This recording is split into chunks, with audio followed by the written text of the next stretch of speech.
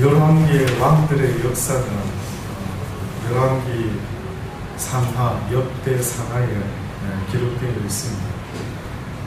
여로보암이라고 하는 이스라엘의 왕의 죄를 통하여 계속해서 어떤 문제가 있을 때마다 성경은 여로보암의 죄 했지. 근데 이 이스라엘의 왕들이 나타나고 또 죽고 나타나고 죽으면서 계속 여로보암의 왕과 같은 죄를 짓지 말아라 하는데 어느 날 여로보암을 능가하는 왕이 나타났어요. 여로보암을 능가.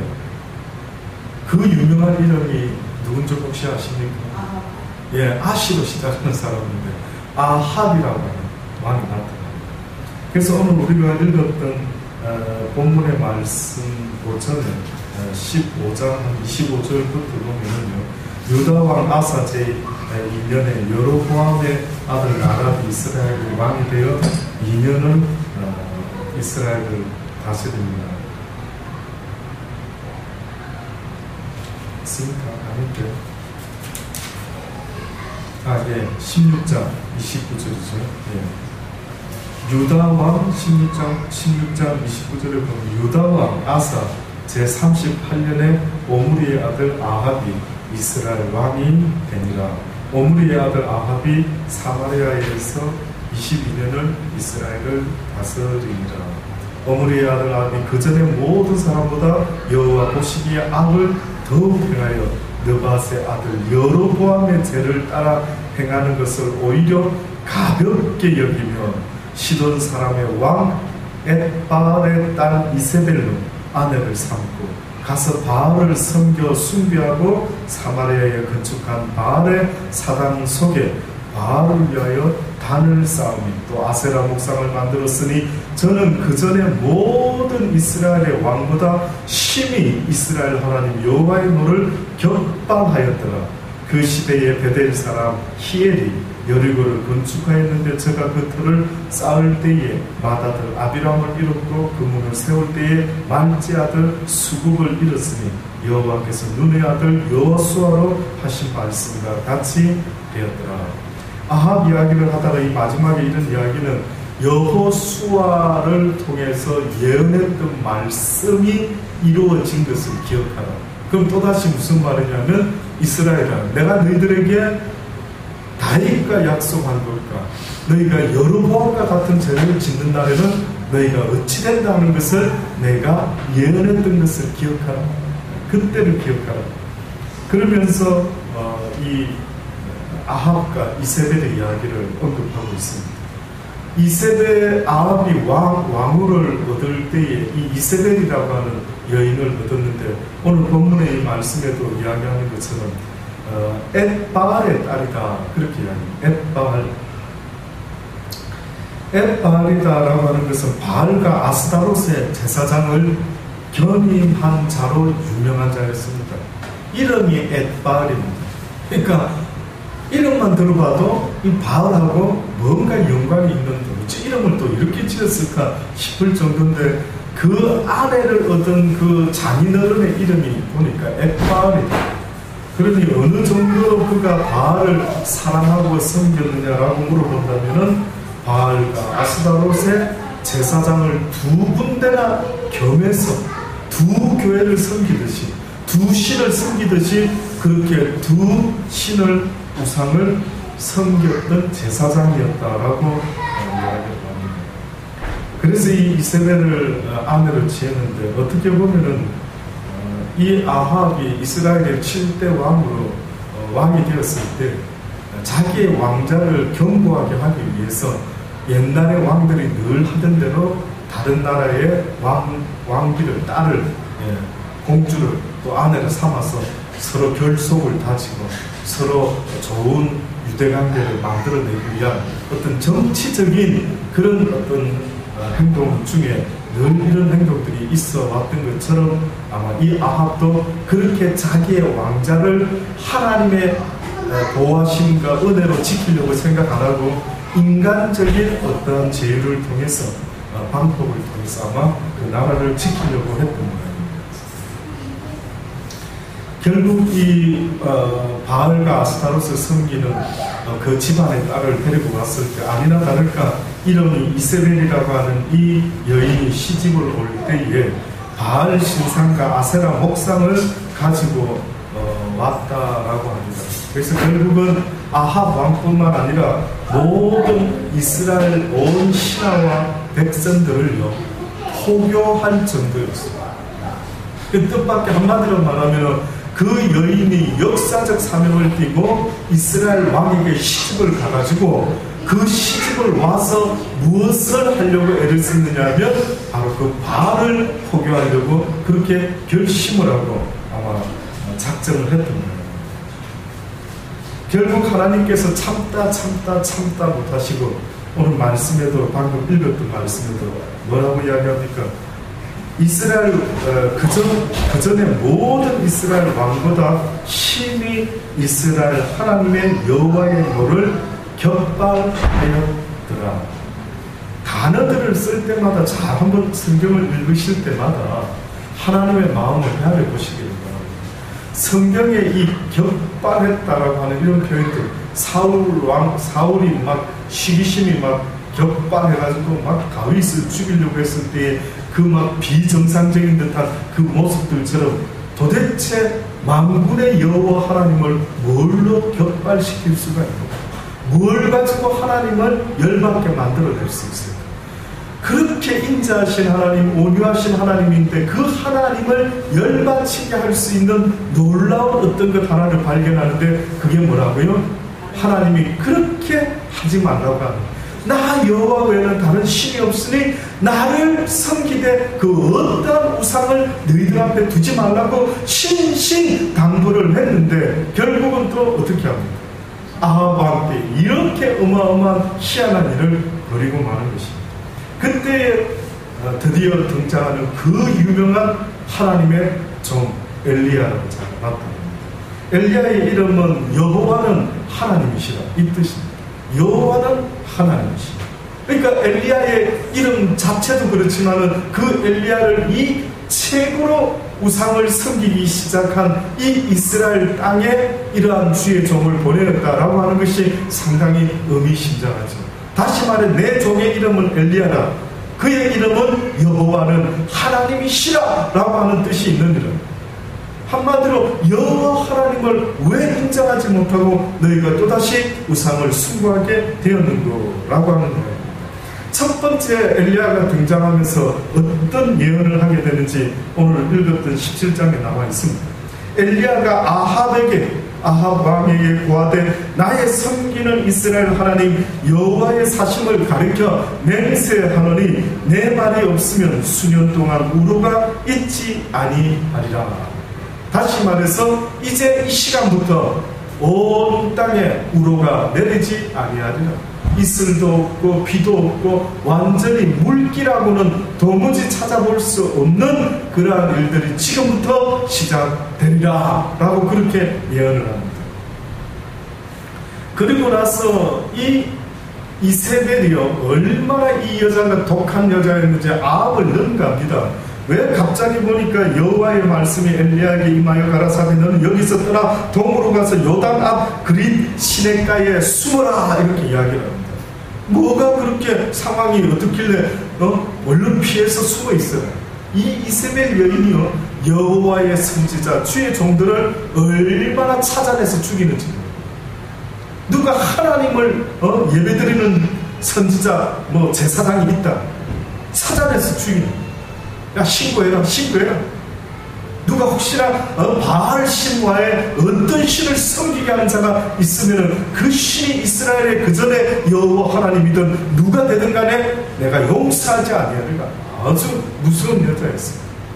그래서 대부분의 사람들이 그들 시대에 여호와 여자도 꺼내지 못하고 있었는데 여호와의 이름으로 보냄을 받은 엘리야가 나타나서 그들에게 결단코 이 시간 이후로부터 우로가 이 땅에 있지 아니하리라 하고 나서 여호와께서 엘리야에게 얼른 스페셜한 말씀을 하실 때 야 빨리 가 숨어야 되겠다.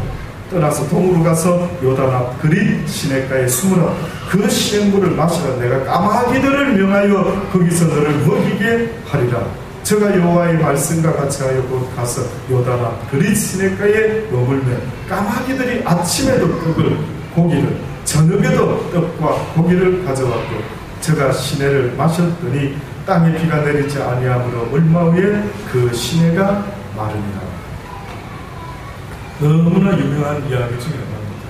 다시 말해서 하나님께서 이스라엘이 광야에서 만나와 매출하기로 하나님의 전적인 간섭 속에 먹고 살았던 옛 이야기가 있었는데 한동안이 뭡니까? 먼저 이런 이야기는 역사 속으로 사라진 아주 전설의 고향과 같은 이야기가 되고 말았는데 갑자기 그 비슷한 일이 또 벌어졌는데 이게 뜻밖에도 엘리야라고 하는 선지자를 하나님께서 보내시면서 엘리야야 걱정하지 마라. 네가 먹고 마시면 내가 살아갈 수 있도록 신이 역사하여 주리라 했는데 어느 어떤 방법으로 하나님이 날 먹이고 입히신다고 일단 시냇가에 숨어 있어라 라고 했는가 보았더니만 뜻밖에도 어떻게 먹고 살게 되었습니까?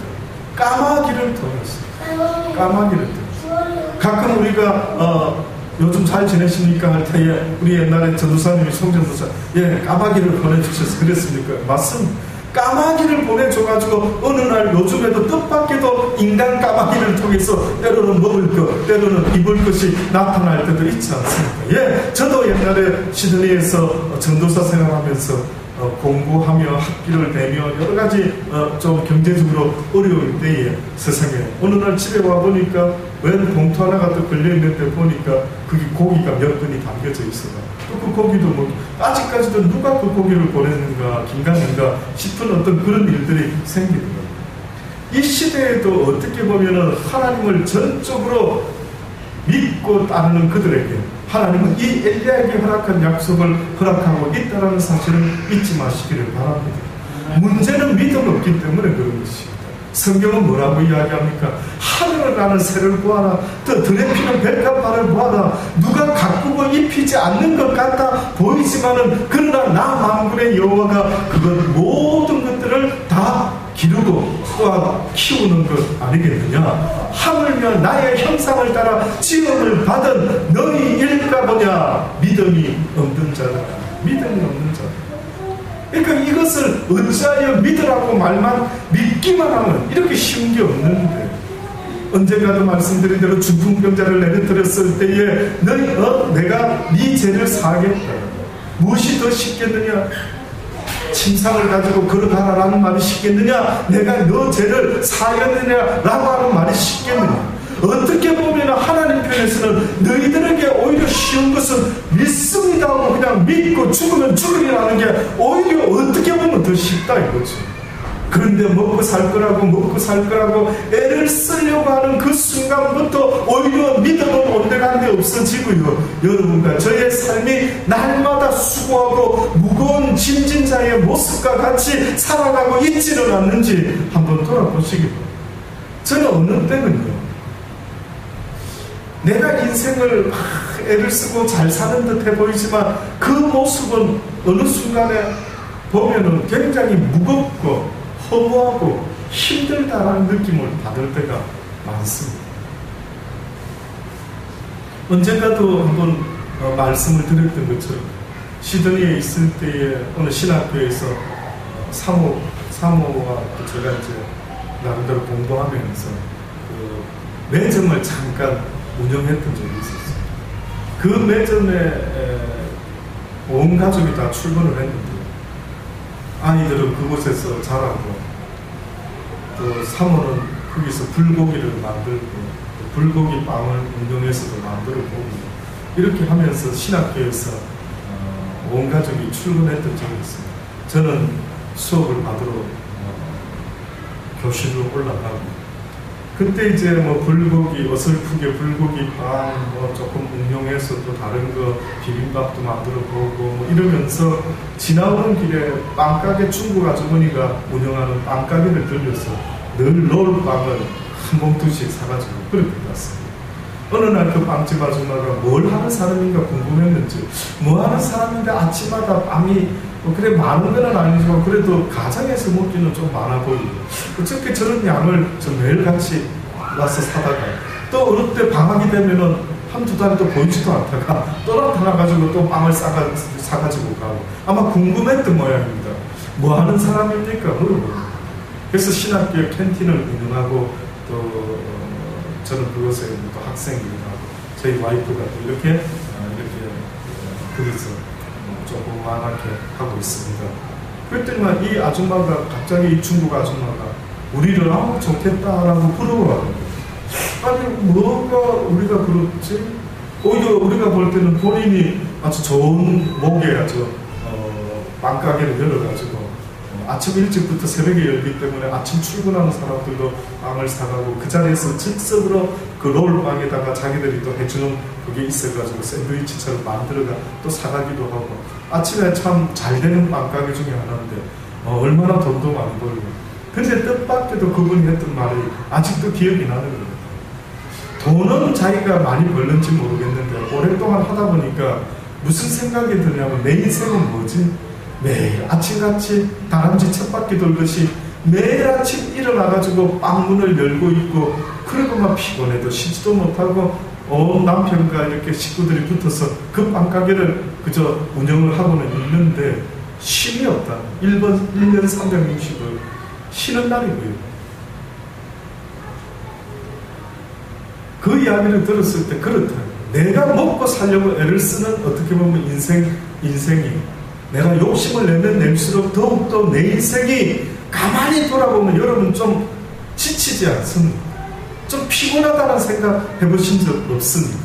저는 해봅니다. 육의 인생에 아무리 목회의 길을 가고 아무리 한다 할지라도 때로는 피곤하고 쉬고 싶은 때가 있습니다. 근데 뜻밖에도요 말씀을 증거하고 성경을 묵상하고 기도하고 있는 이 시간에는 그런 생각이 안 나는데 오히려 집에서 쉬다 보면은 더욱더 그런 생각이 날 때가 많아요. 내 여기서 지금 못하고 있지? 내가 지금 내 인생의 의미가 뭘까? 뭐 이런 생각을 하다 보면 비록 하나님의 일을 하는 인생이라 할지라도 야곱과 같이 하나님 앞에서 그렇게 믿음이 좋고 천사와 씨름하여 겨루어 이겼다라고 하는 그 야곱이라는 사람도 뭐라고 말합니까? 내 인생 참으로 피곤하다, 참으로 피곤했다라고 그가 자기의 인생 모두를 통틀어서 딱 한마디로 피곤한 인생이었습니다라고 말하는 거예요.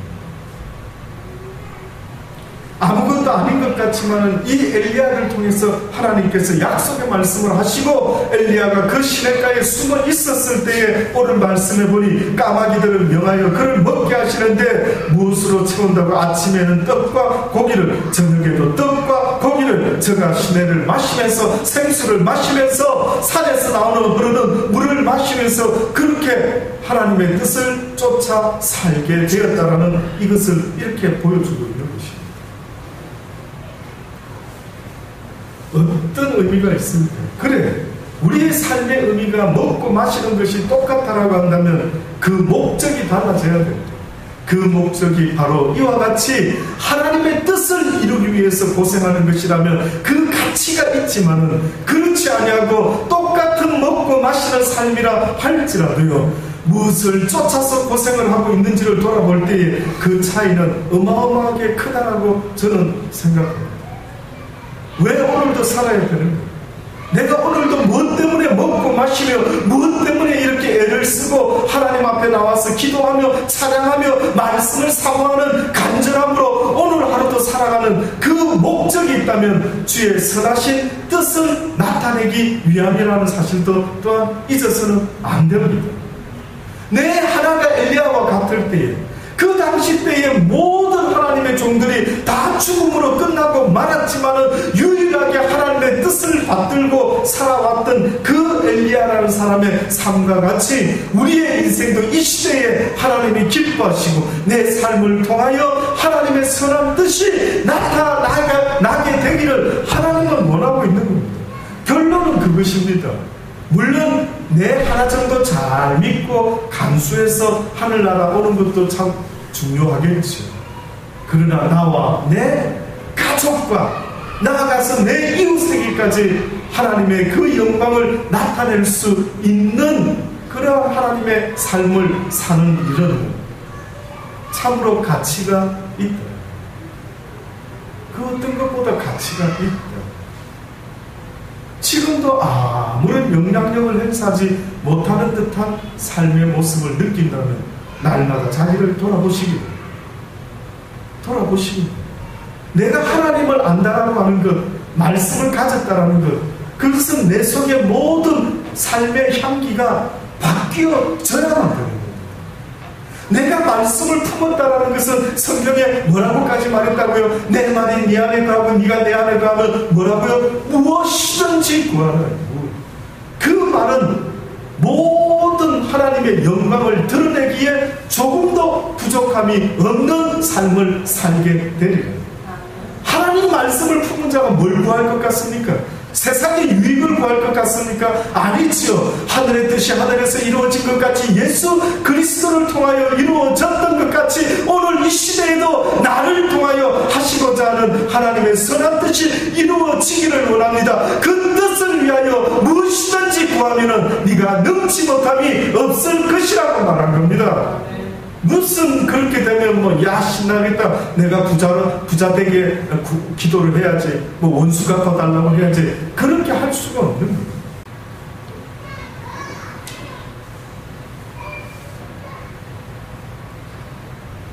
결국 이 시냇가의 생활을 접고 그 다음에 꼭 아브라함에게 본토 친척 아비집을 떠나라 라고 이렇게 지시하셨던 그 하나님이 이제 시냇물까지 마르니 그때서야 다시 여호와께서 말씀하여 가라사대 엘리야에게 말씀하시되 너는 일어나 시돈에 속한 사르밧으로 가서 거기 유하라. 내가 그곳 과부에게 명하여 너를 공개하게 하였느니라. 그래서 결국은 엘리야가 이 사르밧 과부를 찾아갑니다. 그 성문에 이르렀을 때에 한 과부가 그곳에서 나뭇가지를 줍고 있습니다. 그를 부릅니다. 청컨대 그릇에 물을 조금 가져다가 나도 좀 마시게 해주시오. 그래서 이제 물을 가져다가 엘리야에게 줍니다. 물을 마신 엘리야가 뜻밖에도 또 한마디 더 합니다. 내 손에 떡 한 조각을 내게로 가져오라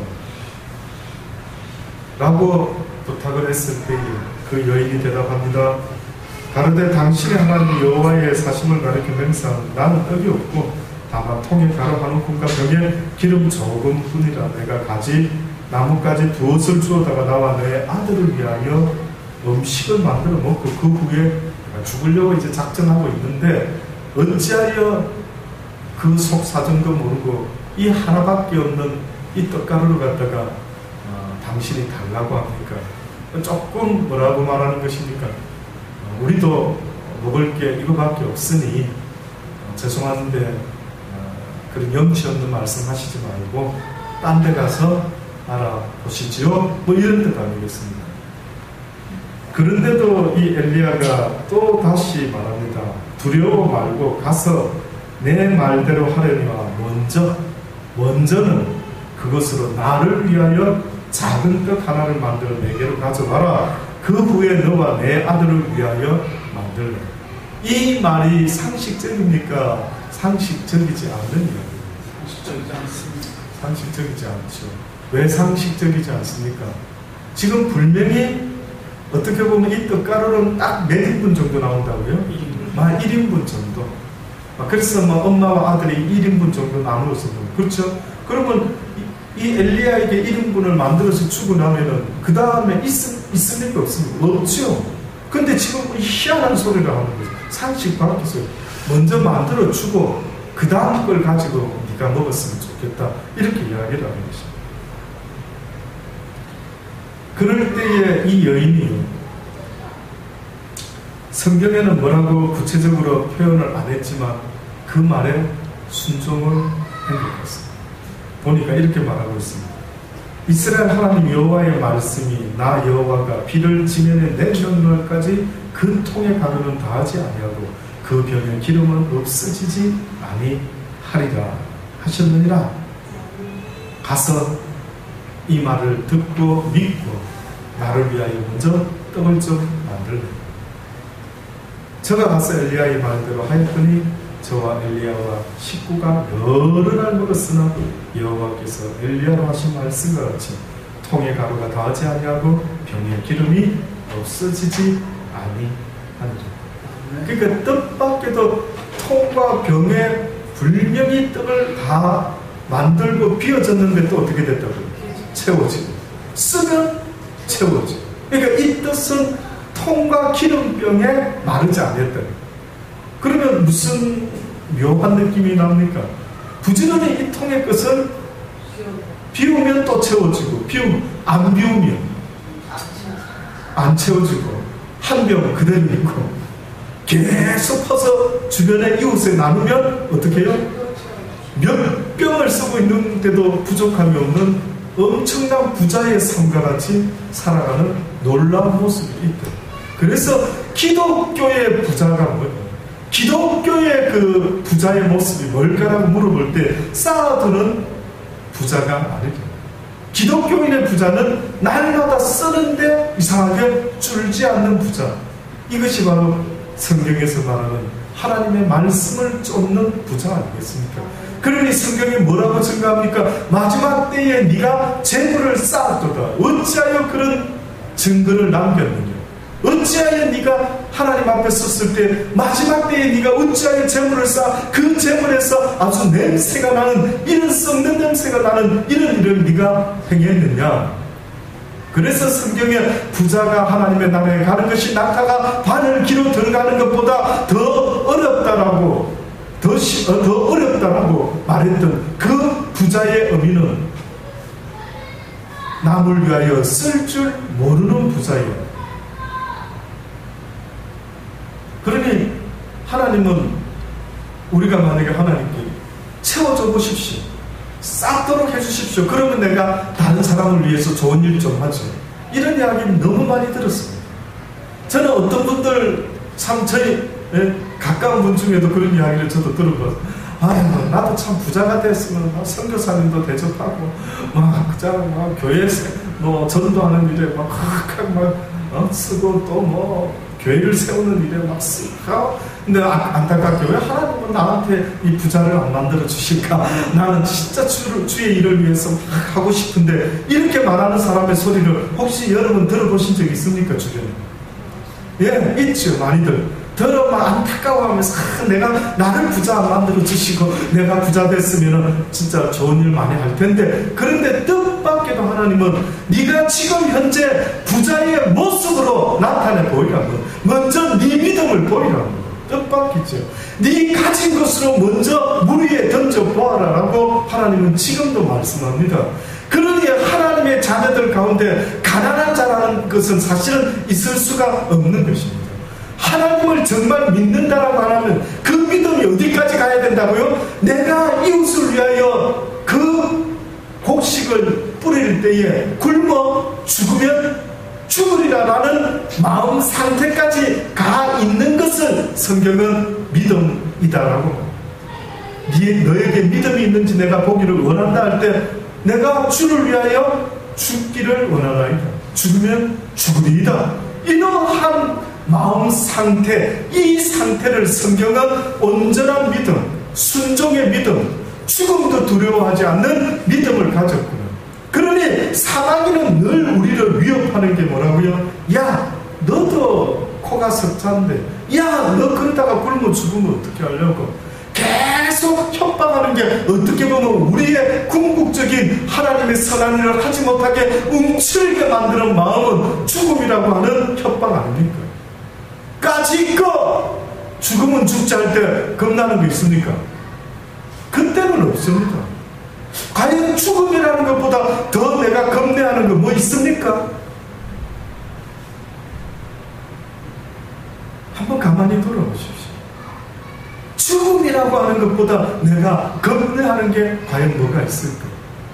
그렇다 한다면 정말로 내가 죽으면 죽으리라, 사망아 내 쏠 것이 어디에 있느냐라고 외칠 수 있을 정도의 그 믿음, 그걸 성경은 믿음이라고 합니다. 내 몸을 아주 어느 정도까지 이렇게 감싸면서 내가 할 만한 것을 하는 것, 이것을 하나님이 믿음이라고 말하지 않습니다.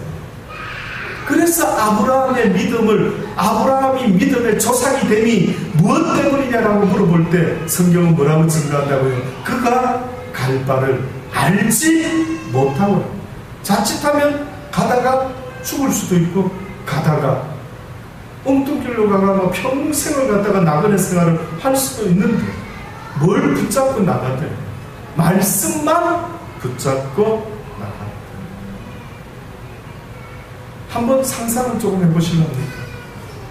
자, 갑자기 어느 날 아브라함아, 예 하나님, 나를 지으신 하나님 맞으십니까? 맞는 것 같으네요. 내 영혼이 하나님의 음성을 듣고 하나님이신 것을 믿고 있습니다. 믿어지네요. 아마 그랬을 거 아닙니까? 아브라함아, 나가라. 어디로? 일단 나가거라. 나를 믿고 나가줄 수 있겠니? 알겠습니다. 나가겠습니다. 나왔다. 자, 그 다음부터 아브라함은 100% 무엇에 의지해야 될 것 같습니다. 잘 생각하고 말씀하십시오. 본인 여러분도 그렇게 살아야 되기 때문에 그렇습니다. 잘 한번 느껴보죠. 그 다음부터 아브라함은 어떻게 하면서 그의 인생을 풀어나가야 됩니까? 날마다 하나님의 음성에 귀를 기울이면서. 오늘 정오의 기도가 이제 시작되었습니다. 오늘 정오의 기도의 시간 때도 이야기를 나누었던 것처럼 영적인 사람, 믿음의 사람이라는 것은 그 영적인 사람을 말합니다. 영적인 사람이라는 것은 영적인 하나님을 눈으로 볼 수는 없지만 세미한 음성으로, 다시 말하면 내 영이 느낄 수가 있는 것입니다. 이게 참 설명하기가 어려워요. 그래서 우리가 바람은 분명히 존재하는 걸 알죠. 그런데 바람이 존재한다라고 하는 증거를 보이라고 말할 때에는 무엇으로 바람이 존재하는 증거를 보일 수 있을까요? 누군가가 제가 바람 부네, 그거 어떻게 하셔요? 이럴 때 무슨 증거로 말하는? 나는 느끼는데 네가 모른다니? 뭘 보여주는데 뭘 보여줄 것 같습니까? 나뭇가지를 보이겠지. 저기 봐라고, 나뭇가지가. 막 나뭇가지가 흔들리는 걸 볼 때 우리는 바람이 있다 없다? 바람이 있다라고 말하죠. 바람이 있다. 근데 영의 세상에서 이 아브라함이 하나님의 음성을 듣고 움직이기 시작했을 때에 그는 날마다 깨어 있어야 되는 파트가 있다면 바로 언제든지 하나님께서 나에게 말씀하실 때 들을 수 있는 영적인 안테나, 영적인 감각, 영적인 상태를 늘 깨어서 유지하고 있는 겁니다. 사실은 하나님의 사람들은 육적인 것으로 판단하고 살아가는 자들이 아닙니다. 어느 순간에 어떤 식당에 가서 밥을 먹으려고 하는데 그 아줌마가 뭐 우상을 숭배하고 막 식당 벽에 곳곳에 그냥 뭘 붙입니까? 부적 같은 걸 막 온 군데 붙여놓습니다. 그 완전히 모든 음식들이 막 아주 하나님 보시기에 아주 우상 제물에게 바쳐진 듯한 그런 음식들. 근데 우리는 뭐 주방장을 아는가, 뭐 그 사람이 어디다가 구석구석에 부적을 붙여놨는지 어떻게 아는데요, 우리가? 근데 깨어있는 사람들은 어떤 희한한 증상이 일어나는 줄 아십니까? 이상하게 쑥 어느 식당에 들어갔는데 느낌이 이상한 겁니다. 내 영혼이 벌써 먼저 아는 겁니다. 눈에 보이지 않는 어떤 부분에 있어서 내 영혼이 먼저 느낌을 감지하는 것입니다. 그래서 왠지 이 식당 말고 다른 식당에 갑시다. 왠지 어떤 음식을 딱 먹으려고 하는데 왠지 느낌이 이상해서 오늘따라 갑자기 왜 이렇게 내가 갑자기 이 음식이 먹고 싶지 않지? 라는 어떤 생각이 쑥 들어오죠. 이상하게 오늘은 오른쪽으로 가야 되는데 왜 갑자기 왼쪽으로 가고 싶은 생각이 쑥 들어오지? 도대체 어떻게 설명이 돼야 됩니까?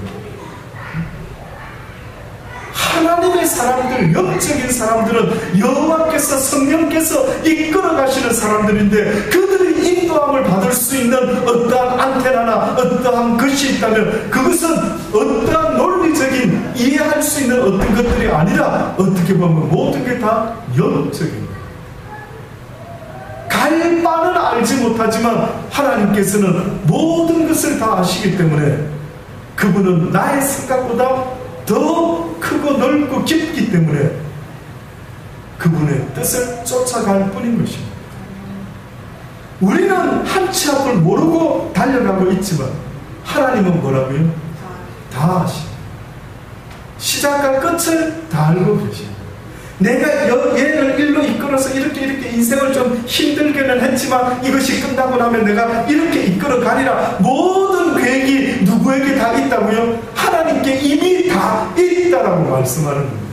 나는 시작과 끝을 모르는 하나님이라. 나는 알파와 오메가가 되는 하나님이라. 너는 한 치 앞을 모르지. 왜 지금 이런 일이 나한테 생기고 있는지 전혀 알지 못하고 살아가고 있지만은 그러나 나를 믿어다오. 그리하면 너의 인생을 내가 가장 아름다운 모습으로 내 하늘나라에 드리기에 가장 아름다운 정결한 신부의 모습으로 너의 영혼을 이끌어갈 것이라. 그러니 네가 나를 믿는다면 나의 말에 순종해다오. 나를 따라와 다오라고 말하지 않습니다. 그런데 그 뜻을 알지 못하고 때로는 우리가 막 세상적인 일 때문에 슬퍼하고 눈물 흘리고 괴로워할 때 그때마다 수많은 하나님의 사람들이 간증하는데 뭐라고 간증하는 줄 아십니까? 어느 날 기도를 했습니다. 그랬더니만 주께서 사랑하는 딸아, 네가 그렇게 힘들어할 때 나도 함께 힘들었느니라. 나는 더 힘들었느니라. 나는 더 많은 눈물을 흘렸느니라. 이런 이야기를 들을 때마다 여러분은 무슨 생각을 하십니까? 네가 슬퍼하면 나도 슬프다. 왜 슬퍼하느냐? 나를 믿고 따라와다오. 어떻게 보면 그저 깡패들도 보스를 위해서 믿어 심지 않는데 저도 언젠가 하나님 앞에 연단을 받을 때 너무 힘들었어요. 저 기억에 한 달을 그랬나? 2달을 그랬나? 저 입에서 입만 뻥끗하면 기도인지 주문인지 저 입에서 하나님을 향해서 무슨 소리 했는지 아십니까? 그만하시죠. 그만하시죠. 하나님 그만했으면 좋겠습니다. 그만했으면 좋겠습니다. 너무 하루하루의 삶이요. 막 앞이 안 보이고 소망이 없는 것 같고 날마다 내 육신의 연약한 가운데서 오히려 하나님의 말씀을 붙잡고 있는 내 모습이 너무나 기이한 모습 같아가 이해가 안 되는 겁니다. 어떻게 해서 이렇게 나에게 연약함이 있을 수가 있을까? 도대체 나에게 살 소망이 있을까? 모든 것들이 다 끊어지는 것 같아서 그만해요 아버지. 그만했으면 좋겠습니다. 내 인생을 여기서 그만 수도시켜 주시면 안 됩니까? 얼마나 많은 시간 몸부림치며 부르짖었는지 모릅니다. 그러던 어느 날 기도 중에 지금도 기억이 납니다. 딱 한마디만 하시더라고요. 아들아, 네가 나를 믿을 수 없느냐? 네가 나를 믿을 수 없겠느냐? 좀 믿어줄래? 이러시더라고요.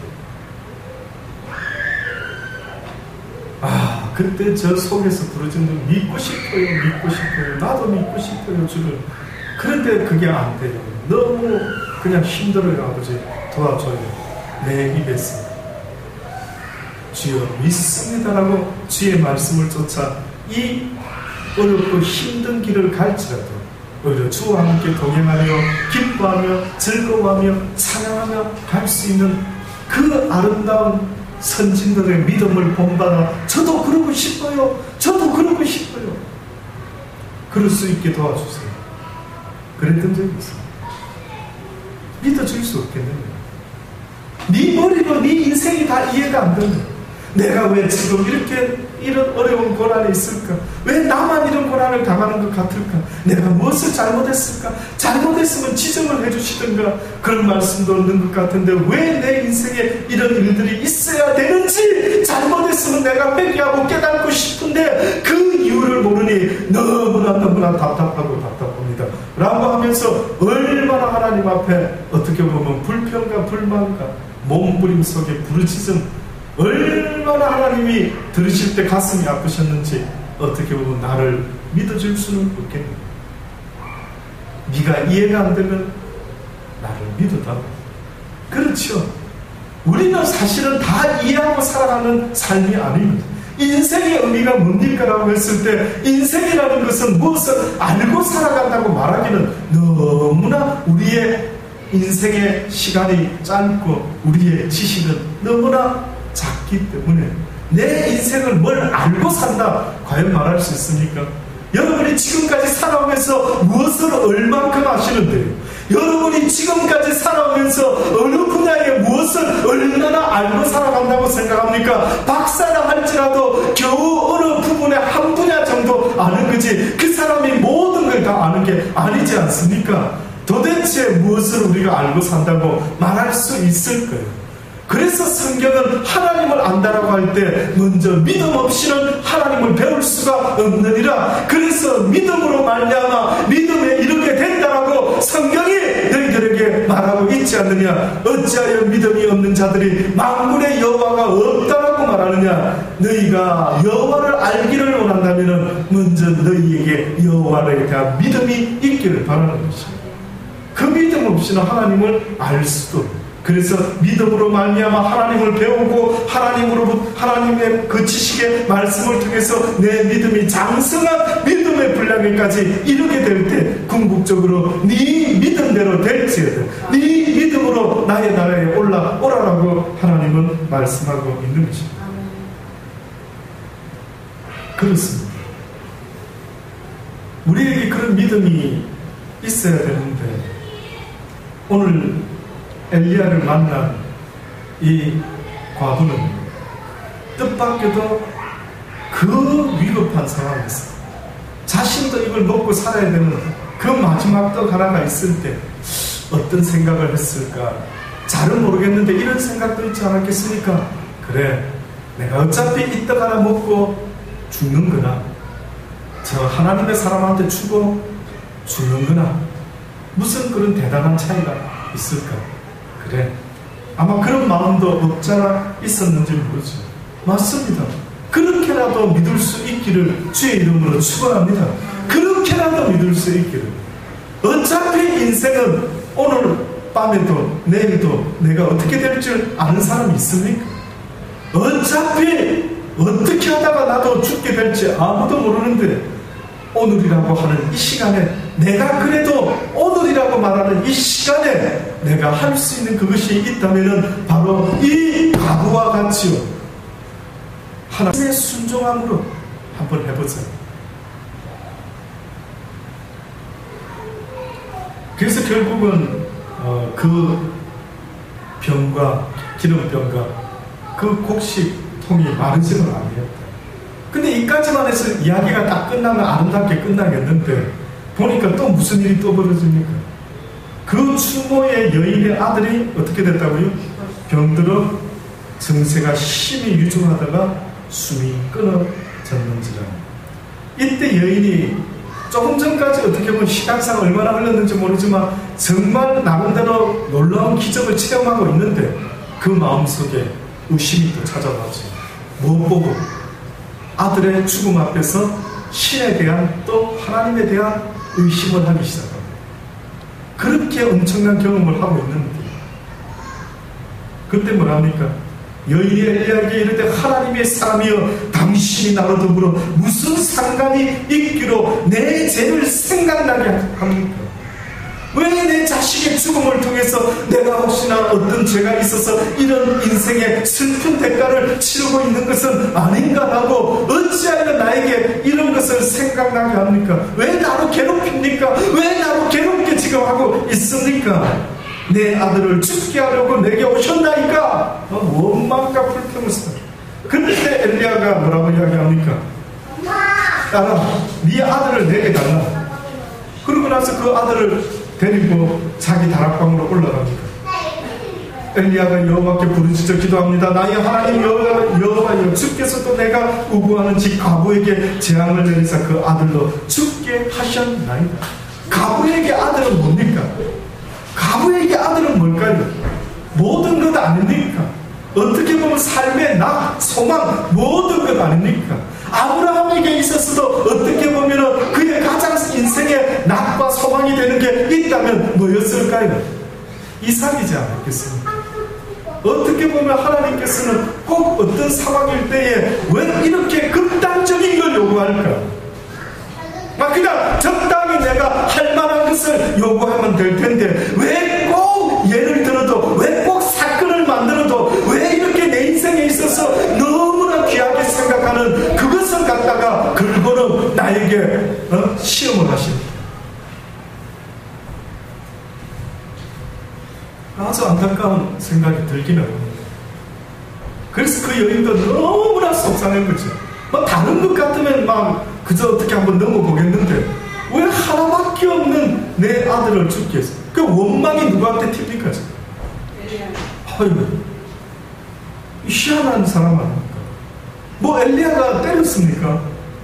성경에 때렸다는 말도 없고 엘리야가 무슨 잘못인데 왜 엘리야한테 난리를 치는지 우리 뭐 급하면 누구 탓하지? 그때 막 그 인간을 안 만났어야 되고 왜 그 시간에 그때 그곳에 아우 왜 갔을까 뭐 그러고 우리 무슨 사건 터지면 꼭 뭐 이야기합니까? 아니 왜 거기 갔다 해필이면 근데 누구 약속 시간이 좀 남아가지고 그냥 한번 그냥 그곳에 들렸대 그러다가 그냥 차가 막 급발치다가 들어와가지고 그냥 막 거기서 넘어져서 지금 산에 죽네. 아이고 왜 거기 갔어요? 누가 거기 가려고 했네. 그러면서 막 원인을 찾아내다가 그 약속하자고 한 놈이 그 누구야? 누구 만나려고 나갔대? 그럼 그 사람은 이제 완전 원수가 되는 거죠. 전화를 해서 이제 퍼볼까 하니까 네 놈이 내 자식 죽인 것 같다. 네가 왜 시내로 불러내가지고 우리 아들내미 약속을 제대로 정하든가 시간이 남아가지고 그 갔다가 그냥 이런 보면 우리의 모습이나 이 과거의 모습이 뭐가 다릅니까? 해필이면 하나님의 종한테 막 대들기를 시작합니다. 막 퍼부었을 때에 당신 아들을 이리 다 하고 거의 막 이렇게 뺐다시피 한 것 같습니다.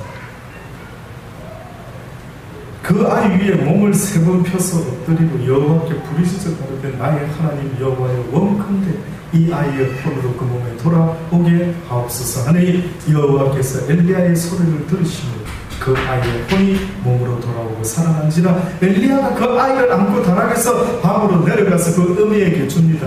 이르되 보라 내 아들이 살아났느니라 라고 이야기할 때 이 여인의 고백이 꼭 아브라함의 고백과 너무나 비슷해서 깜짝 놀랐습니다. 이 여인이 뭐라고 고백했는 줄 아십니까? 엘리야에게 그 여인이 이르되 내가 이제야 당신은 하나님의 사람이요 당신의 입에 있는 여호와의 말씀이 진실한 줄 아노라. 아브라함이 이삭을 바치고 났을 때에 하나님께서 뭐라고 이야기합니까? 네가 이제야 나 여호와를 경외하는 줄 내가 알겠노라. 이제야 네가 모든 걸 내어놓는 그 순간, 다시 말해서 이 여인도 어떻게 보면 이제야 불가능하리라 생각했던 그 아들을 하나님이 다시 살려보내셨을 때 이제야 내가 하나님이 살아계신 당신의 입에 있는 그 말씀의 주인이 되시는 하나님이 곧 당신의 여호와 하나님이신 줄 내가 믿겠나이다. 오늘을 살아가는 저와 여러분들 오늘 하루를 살지라도 바로 이러한 믿음에서 이제는 앞으로는 내가 변치 아니하고 주의 말씀을 순종하며 나의 삶을 부르시는 그날까지 내가 주님 앞에서 이 어두운 시대에 하나님을 믿는 자로서 그 이름에 조금도 손색이 없도록 하나님의 자녀로 조금도 부끄러움이 없는 자의 모습으로 온전한 믿음의 삶을 살기를 결심할 수 있는 저와 여러분 되기를 간절히 바랍니다. 기도하시겠습니다. 좋으신 하나님 아버지, 그렇습니다. 주의 말씀 가운데 살아가는 저희들이 되기를 바랍니다. 주의 말씀을 붙잡고 믿어 의심치 않고 살아갈 수 있는 복된 하나님의 사람들이 다 되게 하여 주옵소서. 엘리야를 만난 이 여인과 같이 우리도 이제는 하나님이 나의 하나님, 이 땅을 창조하신 하나님, 주의 종의 입에서 나오는 그 하나님인 것을 믿어 심지 않습니다 라는 고백과 함께 이제는 흔들리지 않는 믿음 가운데 어떤 어려움이 생겨도 불평, 불만하지 않으며 비록 자식을 잃는 일이 생긴다 할지라도 주신 이가 여호와시, 또한 돌려주실 이도 여호와시, 거두어 가실 이도 여호와시 믿으시지 않습니다 라고 담대히 고백할 수 있는 그 믿음의 고백을 외치며 살아갈 수 있는 모두가 되게 하여 주옵소서. 예수님의 이름으로 감사합니다. 기도드리옵나이다. 아멘.